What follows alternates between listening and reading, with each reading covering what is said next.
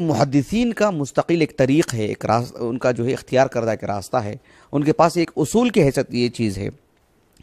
اور یہ محدثین کے پاس یہ جو اصول کی جو حیثیت ہے، اس کی جو اصل ہے جہاں سے انہوں نے لیا ہے، استخراج کیا ہے، وہ صحابہ سے انہوں نے لیا ہے۔ میں پہلے آپ کو صحابہ سے 2-3 مثالیں دیتا ہوں، پھر محدثین کے اس اصول کو میں آپ کو سمجھاتا ہوں انشاءاللہ۔ دیکھیں امام بخاری رحمہ اللہ کی جو الجامع الصحیح ہے، اس میں ایک کتاب ہے کتاب المناقب۔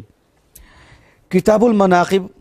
اس میں عمار ابن یاسر اور حذیفہ بن الیمان رضی اللہ عنہم اجمعین کی منقبت پر ایک حدیث مبارکہ امام بخاری رحمہ اللہ لائے ہیں۔ یہ حدیث صحیح بخاری کی متعدد جگہوں پر ہے، لیکن میں یہاں سے آپ کو جو ہے آپ کو سنا رہا ہوں۔ ایک تابعی ہیں جو کبار تابعین میں ان کا شمار ہوتا ہے، علقمہ نام ہے ان کا، علقمہ بن قیس، علقمۃ بن قیس ابن عبداللہ النخعی ابو الشبل الکوفی، علماء کوفہ میں بڑا مقام ہے ان کا، بڑی شخصیت ہیں، بڑے عالم دین ہیں۔ 60 ہجری کے آس پاس ان کا انتقال ہوا، کتب ستہ کی سبھی کتابوں میں آپ کی مرویات ہیں۔ تو یہ علقمہ رحمہ اللہ کبار تابعین میں سے ہیں۔ یہ کہتے ہیں کہ میں ملک شام گیا، یہ کوفہ کے رہنے والے ہیں نا، یہ کہتے ہیں کہ میں ملک شام گیا، قدمت الشام وصلیت رکعتین۔ ان کا ایمان دیکھیے، اللہ سے ان کا تعلق دیکھیے، لگاؤ دیکھیے اللہ سے ان کا، کہ ملک شام گیا اور میں 2 رکعت نماز پڑھی، اور میں نے کہا کہ اے اللہ، اللہم یسر لی جلیسا صالحا، کہ اے اللہ مجھے کسی نیک آدمی کی صحبت عطا فرما، کسی صاحب علم، صاحب فضل کی میں صحبت میں رہوں، مجھے کوئی ایسا ساتھی عطا فرما۔ بہرحال میں نے 2 رکعت نماز پڑھی اور دعا کی، اور ایک وقت آیا کہ ایک مجلس تھی،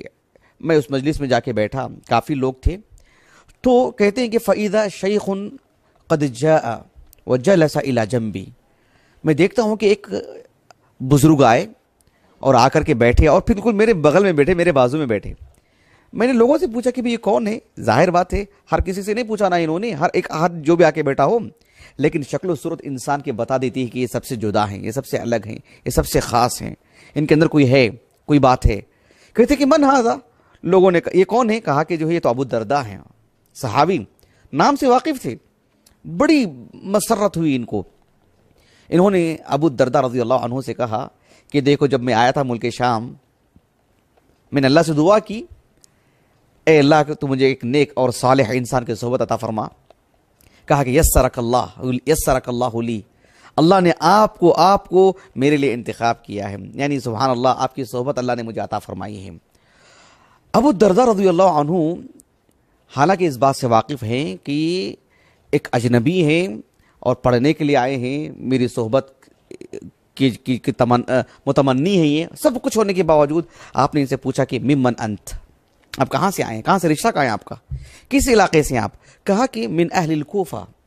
میں کوفہ سے آیا ہوں، میں، اور کوفہ عراق میں آتا ہے۔ اب غور طلب بات کیا ہے وہ دیکھیے،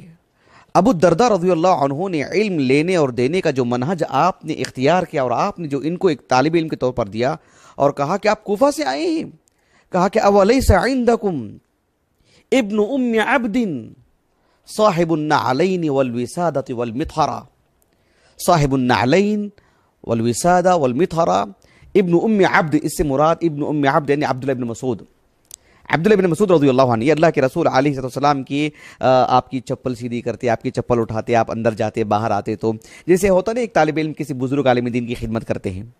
اللہ کے رسول علیہ السلام کے لیے جو وضو کا اہتمام کرنا، آپ کے لیے وضو کہتے ہیں پانی کو جس سے وضو کیا جاتا ہے، اس کو آپ کے لیے اہتمام کر کے رکھنا، اس کی مشغولیت تھی، آپ کی خدمت کیا کرتے تھے۔ کہا کہ ولیس عندکم ابن ام عبد صاحب النعلین والوسادۃ والمطھرہ، سبحان اللہ، منہج دیکھ رہے ہیں آپ، کوفہ سے آئے ہیں، کوفہ میں تو عبداللہ بن مسعود ہے نا، ان سے نہیں پڑھا آپ نے،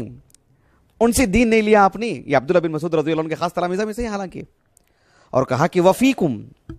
وفیکم الذی اجارہ اللہ من الشیطان علی لسان نبیہ محمد صلی اللہ علیہ وسلم، اور تم عراق سے آئے ہو، کوفہ سے آئے ہو، ارے کوفہ میں تو وہ بھی تو ہیں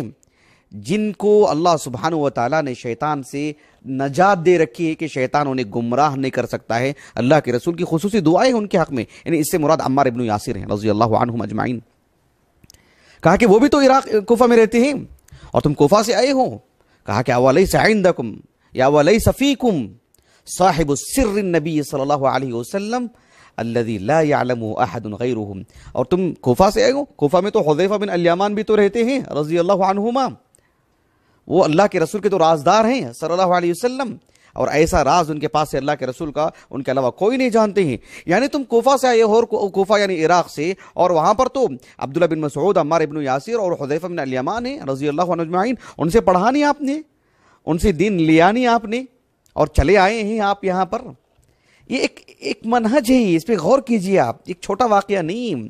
اس واقعے کو رکھ کر کے اہل علم کئی باتیں بتاتے ہیں، لیکن میں اپنے موضوع سے متعلق اس بات کو آپ کے سامنے رکھا ہوں، اور میں نے اس معاملے میں اللہ تعالیٰ کی توفیق، اس کے فضل و کرم سے ایک تو میں نے معاشرے پر نظر رکھا، اور میں نے یہ اکٹھے کی میں نے ان معلومات کو الحمدللہ۔